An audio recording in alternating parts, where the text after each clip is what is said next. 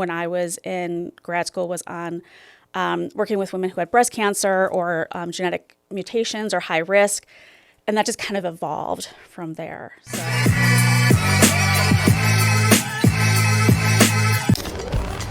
Welcome to the Beauty in You podcast, a safe place created for all women to come relax. Join us as we dive into the true meaning of rediscovery through inspiring guests and topics such as healing, self-love, and creating a positive mindset. So sit back, relax, and get comfortable as we dive into this week's episode. Here's your host, Chiquita Mack. Hey y'all, welcome back to another episode of the Beauty in You podcast. I'm super excited for this episode and this guest. I know that you're going to connect with her in her story because I met her in person already in Canada, and then I've been watching her journey on Instagram, and I just knew that she had something more to share and give. So hi. Welcome to the Beauty in You podcast. Thank you for having me here. Of course. Before we dive into your story, which is what I really, really want to get into, can you just tell the audience who you are and where you came from? Where I came from. My name is Loni Fagel. I live in Minneapolis right now. I am a trauma therapist, and I specialize in medical trauma and grief and loss and ambiguous loss, and recently kind of taken a turn into traumatic loss. And so that's kind of my clinical work. And then I also do speaking and training, written a children's book. I'm working on my second one. So kind of a lot of different things. Yes, a lot of different things. And we're going to dive into some of those things today. Beauty in You podcast, all about you, the beauty in you. But take us back a little bit. Let's talk about your rediscovery journey and what that looked like for you. Yeah, that's a great question. So I always say, like, sometimes it takes a journey and like a process to figure out who you are and like what you want to do. And I think like I found that through like one of the best and worst things that ever happened to me. I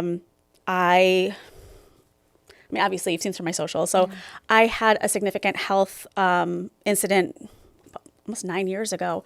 And I was living in Los Angeles at the time. I was in grad school, kind of trying to like take the next step and look towards getting my doctorate. And I got really, really sick. And to the point where my doctors just couldn't figure it out. And I was gravely ill. And I was fortunate enough to have an association with some folks who were able to send me to Mayo Clinic in Minnesota, where I went and wasn't sure if I was coming out of the hospital or not. And so that was like the turning point for me, where I was like, okay, I get to have this life. What do I want to do with it? And so then when I was able to finish school, I was like, I really want to work with people who have gone through medical trauma or significant diagnoses or major life events where it changes who you are.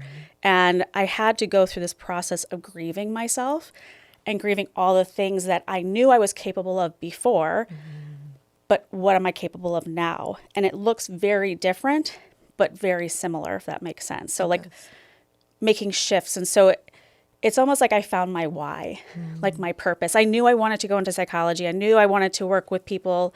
A lot of my research when I was in grad school was on working with women who had breast cancer or genetic mutations or high risk. And that just kind of evolved from there. So I think that's the best way to share kind of my journey and how I got to this point. And I think once I leaned into it, just everything just kind of happens authentically. I've stopped chasing and things are just happening on a beautiful level. Yeah, it's like you almost start to be more intentional or understand what it means to be intentional. We talk about that. Like you have to be intentional about your actions, intentional about your choices, but you really don't know. You're just like going through what's going to get by. But at that moment, it's like, okay, I get to have this life. I'm going to be very intentional about all things that I do with it because it's mine. I get to control that. Yeah. I think it's not like I wasn't a good person before. I was a different person, but I don't think I appreciated my family as much. I like to say I became a better sister, a better daughter, a better aunt, a better friend. And so I focus more on the people in my life rather than the things in my life, which makes all the difference. And so being more intentional with the choices I make and the time I spend with family and friends, I think we take those things for granted. But that's what fuels us. Yeah. Yeah. Absolutely. I want to take it to the word experience is like popping in my head, like experience or the things we've gone through, or even that trauma. Like one thing you did mention too is, I hate to say it has to be so big. Like we go through certain things in our life and it's like, Lord, I know I asked why me, or why does it have to be so huge, or why am I feeling this so way? Why is this happening to me? What lesson do I need to learn? And we don't really understand it at that moment. It's like almost like, oh, this is not fair. Why did he pick me? But when you come out of it, from my experience, when I've come out of my deep depression and just not wanting to be here and not understanding my value and things like that, I'm like, well, it almost had to be that big for me to get it. If it wasn't, I probably would be doing the same things that I was doing before. It wasn't necessarily good for me. Right? Like it wasn't working before. Yeah. So yeah, I like I said, it had to go through the worst thing. And there's that term people use like rock bottom. And I think that is really where it's like when you're at your lowest, when nothing could get worse, it's am I allowed to swear? Yes. All the fuck it's. Yeah. Like, why the fuck is this happening to me? What the fuck is going on? Like, who am I? What's my purpose? But we have to go through that to be able to have the space to look at like, oh, this is what it is. And I think when we've gone through like the lowest of our lows, even like the moderate highs feel so much more fulfilling. And so it's like, oh, okay. And so we know what it's like to feel like that. And I don't want to feel like that again. So I'm just going to continue to lean into the experience and how do I keep myself from going back there? And sometimes we emotionally, our brains go, nope, what the fuck? But yeah. But now we know how to get out of that Yes. too. I say like I'm always building my tool bag. Like, girl, I know we're not here again. Okay. But now I know how to navigate this versus before when I didn't know at all. It's just, it's crazy, those things that we go through in life, those experiences. And I like to say that I am not qualified by my titles, but definitely by my experiences. I just really value them. Yeah. You know, I think that's one of my favorite things of my clients. I was like, well, I'm not making progress. I'm like, well, let's look back at the last 6 months. Let's look at who you were when you walked into my office. And actually, it was my doctor at Mayo who used to keep reminding me of those things when I didn't think I was making progress. He's like, well, remember who you were when you first walked into my office? It's like, oh, but it's that like, oh, okay. I have to remember where I came from and remember where I'm going. It's not always about where I'm headed, but it's what path and how do I experience the path in front of me. Absolutely. I want to talk about grief a little bit because we all grieve differently, and you went through, I want to say, several levels of grief. Yeah. But can we talk about your grieving journey a little bit? Yeah. There's this term I really love. It's called ambiguous loss. And it's this very kind of very specific thing, but also it's like the loss of something or someone who is there but still isn't there. So the loss of like physical versus psychological. And like I had to grieve myself. Like I had a really great therapist who helped me kind of go through the mourning process of grieving the life that I thought I was going to have. I had to grieve my health and all the physical activities I used to be capable of doing. Like there was a lot of like the identity. Like I had this idea of who I was and this dream. And honestly, like I had to grieve, like, there was a point where like, you might not be able to go back to school and be a therapist because you're, so sick. And I was like, no, I'm going to show you differently. Yeah. But I had to grieve that. And so I think that also like helped me, I think, lean into finishing my degree and working in this field and why it feels so particularly special because I mourned that, like the loss of that. Yeah, I mean, there's all the phases of grief.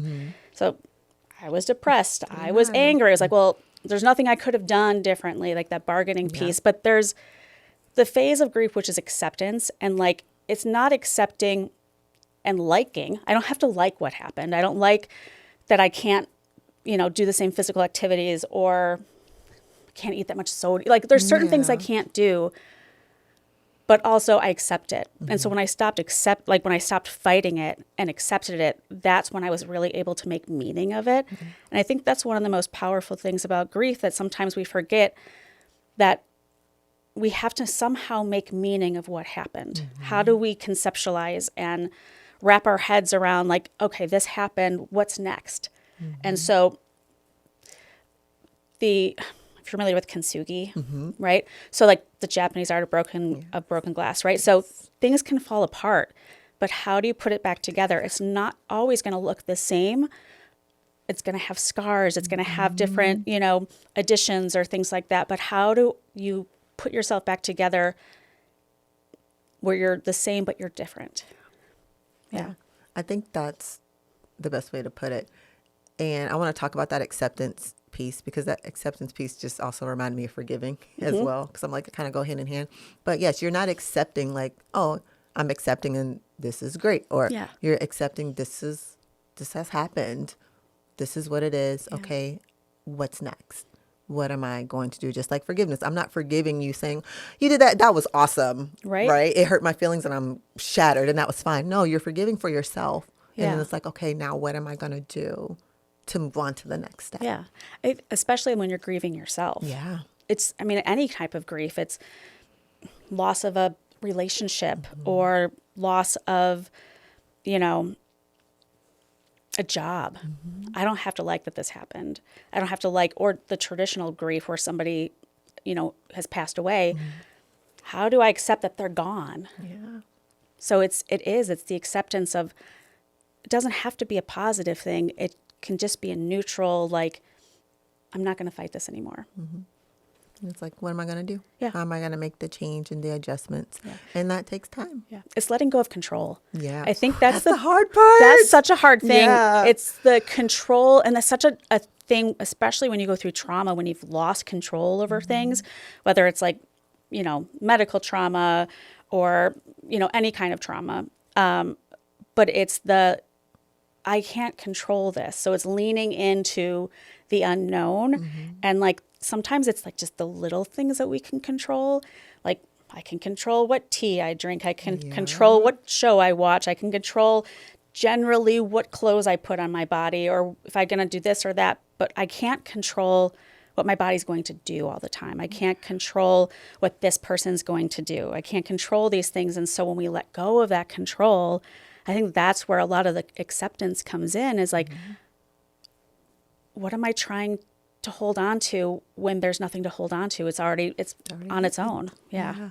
When you said, I'm like thinking of my own journey with control, that was the one thing that I struggled with the most, because when all my depression and anxiety really crept in and life happened to me and I had no control, I was losing it. And then I realized, like, girl, you have to control everything. All of a sudden, I realized, like, in my life, I was trying to control all the things, even stuff that had nothing to do with me. Right. But it was at that moment that I realized that control, like, am I a control freak? I think I was. Yeah. I think I was. Well, it's because when there's so much unknown, like we grasp onto those things. And so and we do it so unconsciously. Yeah.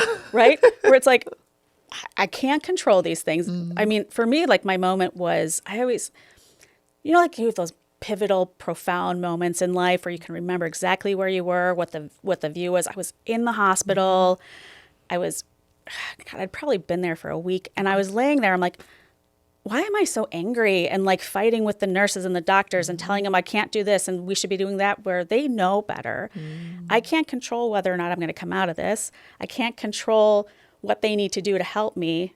I can just control like how I am in this moment. That was my moment. I think I remember the room, everything. It was that moment where it's like, okay. And that's when things got so much easier. One of my, maybe this is cruel, but for a lot of my clients who struggle with control, you like the pencil with the eraser, because if it's not perfect, if I can't control what it looks like, I give them a marker or a pen. Because if it's not what you want in your control, let's just leave it and see what happens. And half the times they hate me at first, but then as we go on, it's living without the eraser, trying to fix things. I would like that, because I need a therapist that could push me. And that's I love that you do that, actually, because I would have been like, I do not like her, but I'm going to keep going back. Okay, I love you. Yeah. I mean, therapy, I need that. It's not supposed to, it gets harder before it gets easier. And I don't do it like in our first session. I get to know somebody and let them trust me, because there's a level of trust that has to exist. But yeah, like it doesn't do anybody any good if I'm just sitting there. Yeah. I agree. Oh, Perfect. yeah, that sounds really hard. Yeah, it sounds really hard. That sucks. Let's talk about it. Yeah. I remember I talked about this in my last session with the therapist that I had, how she pushed me, and I needed that. Like, you have got to, because I know some things too. So I'm like, I'm going to challenge you. I'm not going to lie, I was that client. She probably like, I hate when Keita comes in here. But she definitely pushed. And then at the end, I had my breakthrough. I'm like, I love you. You're great. Right? Like, I haven't been fired that much, but yeah. But is it like the more real I am with them, the more real that hopefully they will be with me. And generally it's like my favorite is like that, you get like the light bulb moment where it's like, oh, I see you're kind of catching on what I'm putting out there. Okay. Yeah. Throughout your journey, I want to say, I feel that your mindset played a big part in that. And even the way I see you show up now, I mean, it had to be your mindset. Whether it shifted left or right, your mindset was a big part of that. Talk to me about just the mindset and how important it was for you. I mean, mindset is everything. And it's one of those things where like sometimes I can really control it. But then there are days where it just gets so heavy and so dark that I'm like, again, it's like I can't. But when I'm capable of being able to kind of look at things and be like, okay, what's the worst thing that can happen? What's in my control? But mindset makes such a difference in any scenario in life. And it takes work to be able to get there, because I will say I was not always this positive. We'll say I struggled a lot. But I think it was realizing, again, I can fight this, I can be angry, or I can accept it.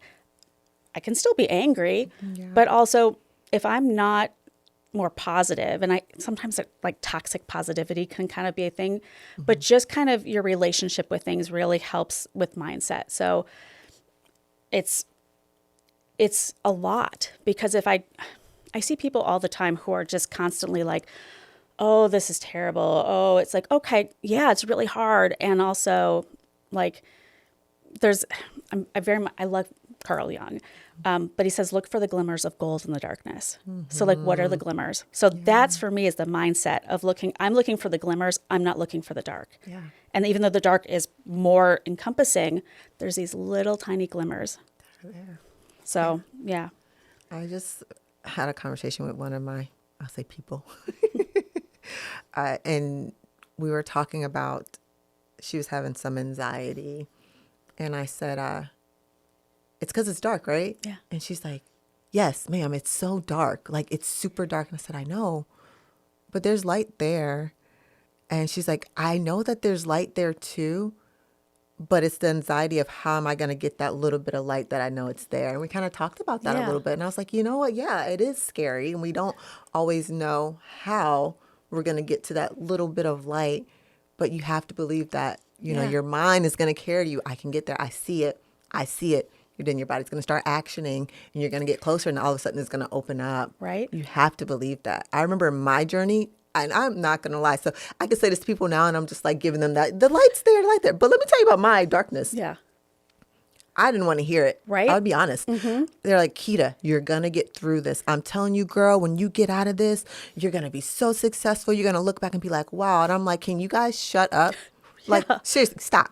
Like, you don't understand what I'm going through. Right. You've never been here. You don't know what it's like to go through something like this. Can you just stop with the bullshit? Like, I don't want to hear it. I remember being that person. Yeah. You know, it's funny. I hear like a lot where it's like, when you're in those moments where you can't see any light, sometimes people trying to fix things can make it harder. Yeah. Rather than being like, yeah, you're going to get through it. Like, okay, keep telling me that, but I don't feel like that. So sometimes it's like, yeah, it's really dark right now. I wonder if you keep going, what would happen? Because if it's that, again, it's that like we try and fix things, and sometimes we can't fix things for people. We have to just support them and validate and acknowledge it is really, really dark and I can't find my flashlight. How can I help support you through the darkness until you can see the glimmer, until you can see the light? Yep. I needed those people too to hear me talk about the same thing over and over and over again, even though they're probably like, oh my God, she's still talking about this. But I needed that group of people to hear me talk about it over until I found my light. Now I'm like, ooh, it was dark. I'm so happy I'm here. But Right. I'm like, where's my light? Yeah. Where's my lantern? Where's the, like how all the lights to help me figure it out. But yeah. yeah, I don't know. I am thankful for good or bad or indifferent. I am thankful for everything that I've gone through. Even though I still have those moments where I think about it and I do, we go pew, just a little bit. Overall, I am very thankful for those moments. We wouldn't be who we are today if we hadn't gone through those things. Like, I think that's also part of the acceptance piece of like, I appreciate, that's why I say it's the best and worst thing that ever happened to me. And I've had a lot of, tough things over my life between like my health things or just general trauma or other things that I've experienced. But like, I wouldn't be who I am today had I not gone through that. I am not the same person I was the day I went into the hospital. My clients, we call it D-Day, diagnosis day. And that can be for anything. But like who you were before D-Day is very different than who you are after D-Day, like diagnosis day. And so I'm not the same person. And I think we forget that we have to go through life in order to learn how to live. And so if we don't go through those experiences, how do we really get to who we are today? Hey, y'all, come join me this September 12th at the Westin at the National Harbor for the From Breakthrough to the Bank brunch. Get your tickets down below. Yeah, I want to talk about, because you're like not being the same person that you are now. And I'm not the same person I was either. How has your family accepted the person you are now versus who you were before? I think full transparency. I think my family likes me better now. Really? Yeah. I don't want to say it was more selfish, but I was very focused on my career and I struggled with my own mental health. And there were some things that I learned along the way where I was like, oh, that's why. And letting go of that. But I think, again, I had to learn how to accept me. And then instead of like trying to make them see me a certain way or whatever, I think I'm more present. I think, have our moments. I always say like people are like, why do I get so triggered by my family and my mom? And like, it's because they installed the trigger. Yeah. Right? Yes. So we still have those moments, but I would say I think I show up differently. My relationship, I would say, especially with my siblings, has gotten so much better because I'm not fighting things. I'm not trying to, see things only from my perspective. And I think that also comes with some age too. Yeah. But I would say, I hope they would say, I think they like me better now just because I've become more relaxed. I'm not like, I fight things less. I try and control things less. Yeah. I like that. I don't know what they would say. What y'all gonna say when y'all watch this episode, family? Tell me. She was a hot mess. Tell me what y'all think. Yeah. I don't know what they would say. I know that I don't know, people pleaser. Maybe that's it. That's the word. I was gonna say pushover. And now I am not. So I don't know if they will like me better now because I say no more without explaining it. And I say, that's enough. I'm not going to deal with that. And I also know how to process things a lot better and differently. So I don't know if they will like me better now or not, but I like me. Right? I know how to take pauses. I know how to put boundaries up. I know how to say like, this is making me really anxious, so I'm going to go take a break. Yes. And they don't have to like that or understand it. But for me, that's why I think I'm a better person for them because I'm not sitting there in my anxiety at the dinner table for very long. I'm like, okay, I'm going to take a break. That I think is what helps it because we can still have that part of us, but how we show up is different. Yeah. And I've noticed that my husband will ask me, do you need a moment now too? And I'm like, actually I do. And that's different. That's huge. Yeah. That's different because before it would be just like, here, Keita, here. And I'm like, okay, I got it, which I didn't really have it. Yeah. Well, it's something really validating about being seen. Like, or vulnerable, like there's very vulnerable, like it's very vulnerable to be able to be like, my person sees that in me and supports it and knows what I need. Yeah. That's really special. Yeah. That word. You said vulnerability. I said, girl, we're going to be here for another 30 minutes. I was so afraid of that word. Yeah. Vulnerability. I know you lying. I didn't want anyone to see any of that. Like I used to just say, I got it, I got it, I got it, I got it. And then behind the closed doors, I'm like falling apart. And then I'll walk back out and be like, I got it, I got it, I got it. And then, of course, people just said, okay, here, here, here. But I was so afraid to tell people I didn't have it. Yeah. I think there's that, like, I have to be a strong, independent woman. Like, nobody can see weakness because then what does that say about me? And so if I don't show them that I need help, then they're not going to think that I need help because they think I'm strong. But behind closed doors, I'm like scrambling and figuring out how do I do it. And I think, I don't know, I know for me, it's really hard to be vulnerable. But I've learned, especially over the last year, and we talked a little bit, like I've gone through a double mastectomy and I've had my reconstruction. I didn't know how to ask for help before. And I realized that, like, that's not a vulnerability, it's a strength. So being able to ask, like, hey, can you take out my garbage cans? Hey, can you bring me food? Like, it wasn't that my friends were going to say no or my family was going to say no. It was like, okay, what do you need? And like actually following through and being like, I'm going to be vulnerable that I'm not okay and I can't do this and it's really hard. It's that it's very humbling. Yeah. But it is. It's hard to be vulnerable with people emotionally, physically, all the things. All the things. But I have found in my leadership roles, it kind of has made it a little better for me. So it's like, it works. Right. I mean, I think that's what makes relationships very strong and powerful, whether it's a business relationship or a personal one, is it vulnerable or is it just being human?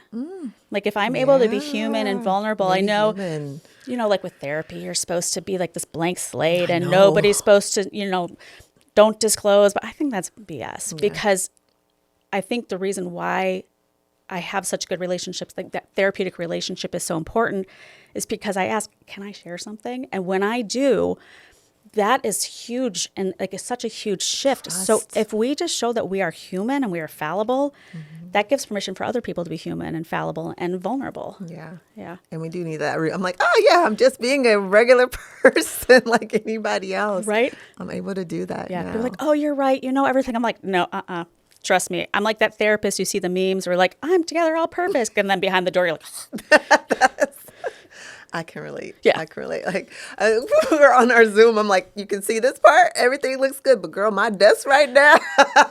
Yeah. Like, my desk is it's falling apart. Yeah. But that's okay. But I am able to say that I don't have it together, or I don't have it all figured out, or I am still learning and I am, you know, we can figure this out together. So I have learned ways to say that versus I got it. Or what did I used to say? Good. Yeah. Good. How are you? I'm good. Or Good. I'm fine. Yeah. Just quick. Yeah. And then just keep going and don't ask me no details, but I'm not fine. Because any moment I'm probably going to. I'm fine. Everything's fine. Everything's great. And my mouth is tense and everything. I remember those moments. Yeah. I really, really do. I want to shift a little bit. And I want to talk about your children's book because it's really pretty. Thank you. So talk to me about the inspiration behind the book. And yeah, we'll go from there. So I co-authored this with a colleague. We met at a training in South Africa. We were on the Eastern Cape of South Africa for, I think it was like almost 2 weeks. It was trauma, it was EMDR, it was expressive arts.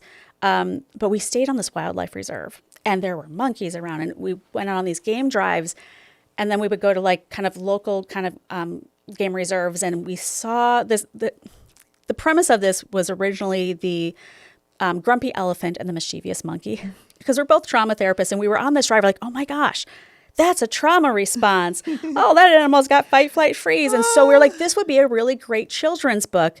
I mean, in the reality, the mischievous monkey we met actually got into the van with a coworker, with a colleague, while the rest of us were at a rest, kind of taking like a break. And we just heard monkey. We're like, oh my gosh, that has to be the mischievous monkey. And so we, you know, after we got back, we're like, this would be a really great book. So we kind of collaborated. We brought in an illustrator who is also from South Africa, who illustrated the book. And he's actually going to illustrate my second book, which is great. But essentially, it's this story of animals who live in a wildlife reserve on the Eastern Cape of South Africa. We follow Elna, who's the main character. I love Elna. They all have traditional South African names from either they're either from a specific tribe or they're more Dutch or they're Afrikaans. So it's these kind of we wanted to respect the culture and bring that into it. And a lot of the landscapes and the images came from photos that we had sent. But it follows her on a journey, kind of running into her friends on the reserve, seeing their different like trauma responses, and then trying to find trust and safety either with their friends, but also there's the guide who we call Neo, who takes them around, and how did they build safety with Neo as this human after they've experienced all these like poachers and other like scary animals. And so that's really like the premise of the book. And what I love is at the end, we really thought through like, how do people use this? And so whether it's for teachers or for educators or for parents, there are suggestions of like, how do you have some follow-up questions? So there's a list of like discussion questions. There's some options for like, if you do play therapy or expressive therapies, how could you integrate this? If you do EMDR, how do you use bilateral using the animals? And then we have a whole cultural component, kind of sharing some of our, favorite places that we went to, and then also all the animals and the description of them, and also what their names mean. And the photographer who did the photos, actually, I don't think he works on the reserve, but was a photographer who we met who worked on the reserve. Oh, wow. So that is Friends of the Bush. I'm excited to actually dive in and do a review. Because I am. One thing you said about the trauma responses, I want to talk about trauma real quick. Because we've all experienced some type of trauma. Yes. How or what advice would you give? I mean, how do we deal if we're, whether it's trauma in our relationships or within our workplace, and we have to continue to live? How do we do that with the trauma responses? I mean, different environments are different things. Different environments. It's actually a conversation I had with a bunch of teachers in one of the Columbia Heights schools in Minneapolis. They're still very much in what's been happening there. But they asked me that very question. How do I deal with this? How do we live with this? With the trauma. And again, it's like, we can't erase what happened, but we have to heal from it. Like sometimes we have to heal from within, and sometimes that means not using words and using expressive, modalities or listening to music. Sometimes we have to talk it out with a therapist, but there's acknowledging the trauma exists. And acknowledging this is my reaction to this can also help shift our relationship with the trauma, because again, we can't change what happened. It's always going to be there. But we want to shift our reactions to it, because how we react to things can be more neutral or, kind of non-existent. Exactly. It's like instead of the movie playing all the time, we have to learn how to turn the movie off and just kind of store it in the back of our minds. But it's acknowledging, this is my trigger. This is an environment where I don't feel safe. I mean, trauma is essentially like a loss of safety. Yeah. A loss of emotional safety, physical safety, relational safety, all of those things. And so how do I feel safe? What do I need to feel safe? How do I hate the term, I hate being, just calm down. I really hate that. Oh, God. But it's like, how do I just kind of regulate myself? Because I can still regulate myself and not be calm. But how do I kind of know what my nervous system is needing to be present?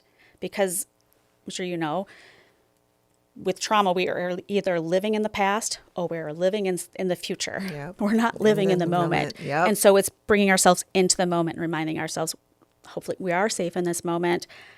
This is what I need to do. So I just need to breathe and just kind of look at my adult hands, and I'm here in this moment, myself. right? And ground myself. And then when it feels safe enough to process it, and some people don't need to go back. Some people don't need to go back and like rehash what happened, but we have to process how we're feeling and how we're reacting to it and how it's still existing and moving through us. I don't know if that answered that, but yeah. It does. Yeah. Because I was like, with the book, I'm like, yes, we're still dealing with trauma. Yeah. We're still dealing with the things that has happened to us in those moments. But it's like, well, how do we do that? Yeah. But heal is a big part of that. And I use the framework, honesty, expression, awareness, and light. But that honesty part is like the key, especially for me in my own journey, because if I wasn't honest with myself, meaning that you're not okay, because I was the strong one. So I had to really acknowledge, like, girl, you are not okay. and we have to heal. Yeah. I went through some tough things as a kid with like anti-Semitism and I didn't realize that it was an actual trauma. Like my relationship with people was impacted because of what happened to me. It was very significant. And so when I recognize it as trauma rather than like, oh, that happened, we like to intellectualize things because it's so much safer. Yeah. But it happened. Okay. Acknowledging it. Yeah. I compare having trauma, and I actually took this from a therapist I had once, which is like, it's like a 3rd-degree burn, which is like the worst burn. And if you blow on it, it hurts like hell. Yeah. If you brush against it, it hurts like, that's trauma. Trauma, when you have multiple traumas, whether they're like a lot of kind of over time little traumas or only one incident, which I really don't, there's very few people who have only one single incident trauma. Yeah. There's other little t traumas or very successful events, or stressful events. So like if we have all of these 3rd-degree burns, every time something blows on it or passes by, it's going to hurt. So we have to heal that. We can't just like put a Band-Aid on and hope for the best. We have to actually let that heal. And sit with that for a minute. Yeah. And heal that process. And that healing process is very scary. For me, it was very scary because it's allowing you're going to have to be honest and vulnerable and self-aware and expressive in certain ways. And that moment of dealing with that with yourself is a whole, I think, eye-opener. What's that, having to be vulnerable with yourself? Oh, gosh. I'm like, is this really me? It's you, girl. Right? Like, yeah, that wasn't anybody else. This was just my own response to this. That's the hard part. That's the really hard part. I would say, working on yourself, y'all, we have to work on ourselves. If you want to have any level of success and you want to keep that level of success, I just believe you have to do the work on you. Yeah. But in doing the work on you, it gets really hard, and you're going to have to remember the light that you're trying to get to, because having to deal with some of those things and really realizing like, oh, I was the problem. Right. Oh, and then for me, I had to be like, well, where did I get that from? And I had to do the work. I was digging, girl. I was digging like, where did I get this from? Right. Childhood. So it's like everywhere I go, there I am. Yes. Yeah. It hurts much worse before it gets better. Yeah. But if you're willing to allow yourself to be in that pain for a short period of time to get through it, it's worth it. But sometimes people don't feel safe enough or comfortable enough or vulnerable enough to be able to like sit with that pain and re-experiencing that. Yeah. And I think that word safe is so important. Like, I'm just you saying, I'm like, God, you're absolutely right. I didn't feel safe in those moments. Yeah. I feel safe now. And so I didn't realize like safe. Yeah. Yeah. Safety. I think sometimes we forget that word because also, again, if our emotions and everything is living in the past, we don't feel safe, even with safe people. Yeah. And sometimes we don't feel safe with our own selves. But that word, now I'm like safety and friendship. Like I have a lot of trust. I have a lot of trust issues with people, friends mostly, or associates. But it's because I don't feel safe, girl. We just sit here and had a breakthrough. Right? We're done. Mic drop. We're done. Drop the mic. Yeah, I don't feel safe. And so I do have walls up with certain individuals or certain situations because I don't feel safe. Yeah. That's it. I have trouble in relationships with, romantic relationships. I'm feeling safe because of things that happened to me. I'm getting better at it. But it's not about the person. It's about me. Yeah. See? That's it. That's all y'all need for the episode. Write it down. We did our job today. Safety. Yeah, that's really big. I think sometimes we forget about that. That trauma really at the end of the day is a loss of safety. Yeah, it is. And you're right, because we want to believe that we are safe or that we're not the cause of us feeling unsafe. Yeah. Does that make sense? Yeah. Okay. Totally makes sense. I'm like, did I say that right? Yeah, totally. That makes sense. Okay. I want you to give someone that's listening just advice on just how to get through. They're just at the lowest part. And I just want you to give them that big boost of like, you can do this. Be gentle on yourself. That's so cliche. Give yourself grace. But there is something to be said about that, where if you can be okay with not being okay, that is harder than, again, anything. But it's don't so much look at what you're trying to get to. Don't always look at the destination, but look at what's right in front of you. And sometimes we can't look a month in advance. Sometimes we can't look 5 years. The 5-year plan, I think, has gone out the window. I think so too. But sometimes it's like, what can you do in this next hour? What can you do today? What can you do this week? And lean into what you can control and be okay. Like, I struggle with people who say, I'm so depressed I can't get off the couch. And when I say that's okay, like, but I have to do these things, I'm like, but do you need to be on your couch right now? And then tomorrow, if you feel a little better, get up and do your dishes. That might be something that's kind of, brain's trying to look for the word, contradictory. But sometimes it's accepting where you're at more than anything else. And if you can accept where you're at, it doesn't matter what anybody else thinks. Lean into the people who accept you and don't want to fix you, but want to support you. Yeah. And that is, I think, more than anything, if you're really struggling, it's okay to not be okay. It's okay if you can't people today. It's okay if you can't, make your own food. And if you're living off of DoorDash or whatever, it's okay. But what is going to happen tomorrow? We don't know. There's like the idea of impermanence. Like there's life is always different from moment to moment. And leaning into that idea of, okay, right now, today, I'm not okay, but I don't know what's going to happen tomorrow. Yeah. That's actually what worked for me. So as you're talking, I'm like, she's right. Like, that's what worked for me, is being honest with myself on where I was at that moment. Yeah. And people understanding, like, this is where I'm at this moment, and this is what I need right now. But yes, tomorrow will be different. Or even if I have really hard moments, because I still have them. Yeah.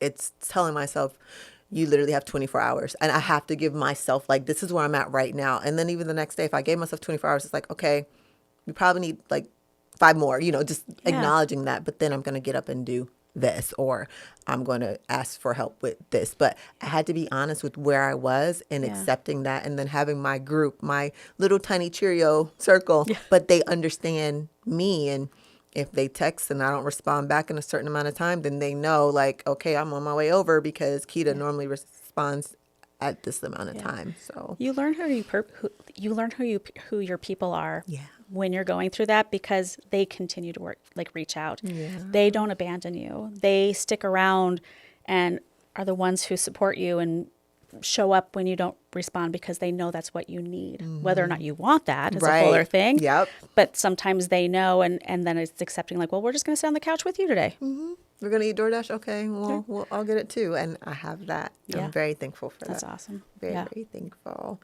I want to thank you so much for coming to hang out with me on the couch and sharing your story and your journey. I follow you anyway, girl. I'll be stalking you. It's okay. It's all love, though. It's all love. And so I want to thank you for just being open and sharing your story with us. Thank you for having me.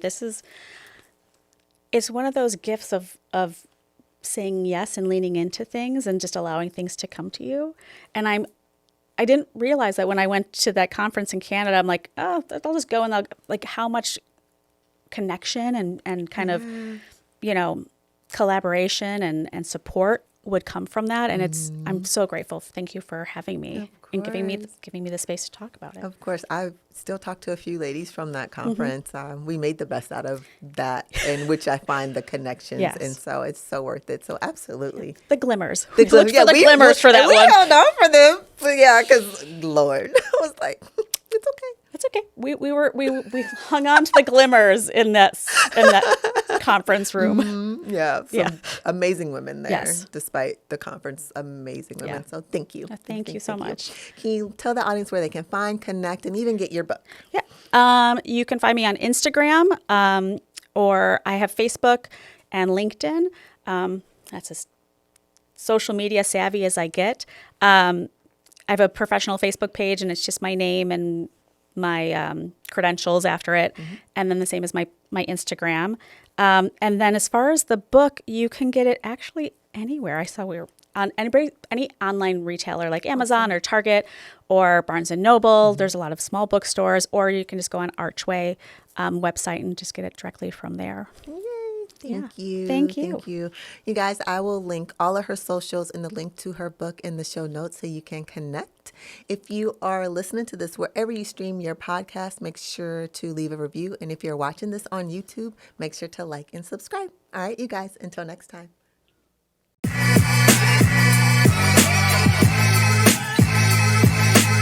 Whoa.